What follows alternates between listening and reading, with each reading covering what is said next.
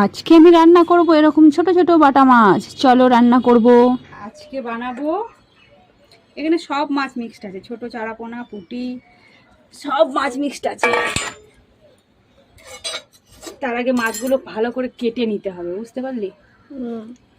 তুই কাটবি আমার সঙ্গে? হ্যাঁ কাটবো। হ্যাঁ কাটবো। এই মাছ খেতে যত স্বাদ, কাটতে তত বিরক্ত। এখন কি করব, বসে বসে তো কাটতেই হবে। চলটাপাটা কেটে বেরি। আগে এই চামচ দিয়ে এগুলো ছাড়িয়ে নেবো। আমার মনে হয় ঘষলেও পরিষ্কার হয়ে যাবে, দেখি।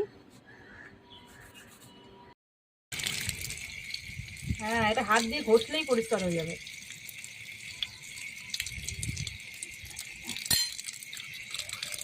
এই যে এমনি করে ঘষলেই পরিষ্কার হয়ে যাচ্ছে।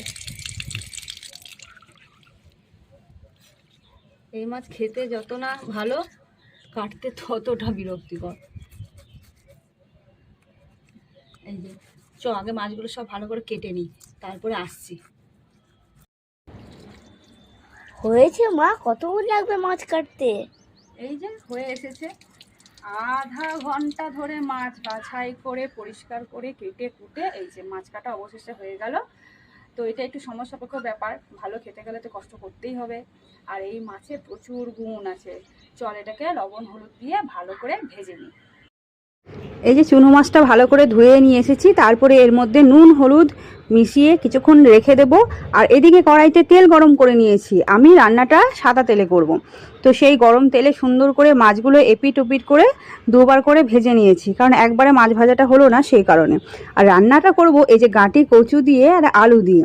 তার জন্য দেখো উপকরণ নিয়ে নিয়েছি, ধনেপাতা, টমেটো, শুকনো লঙ্কা, যা যা ফোড়ন দেবো সেই জন্য।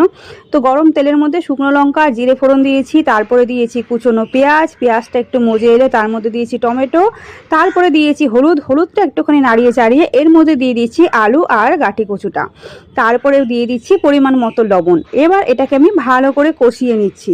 কিছুক্ষণ কষানো হয়ে গেলে এর মধ্যে দিয়ে দেবো বেটে রাখা মশলাটা, ধনে, জিরে, আদা আর কাঁচা লঙ্কা বাটা। তারপরে মশলাটা কষিয়ে জল দিয়ে কিছুক্ষণ ঢাকনাটা তুলে নেওয়ার পর মাছগুলো দিয়ে আবারও কিছুক্ষণ আমি ঢেকে রাখবো। তারপরে ফুটে আসার অপেক্ষা করব।